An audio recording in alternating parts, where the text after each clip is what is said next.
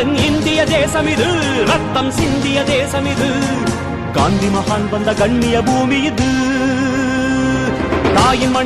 தாயின் மணிக்கொடி சொல்லுது ஜெயஹிந்த், தாயகம் காத்திட தன்னலம் போக்கிட சொல்லுக ஜெயஹிந்த்.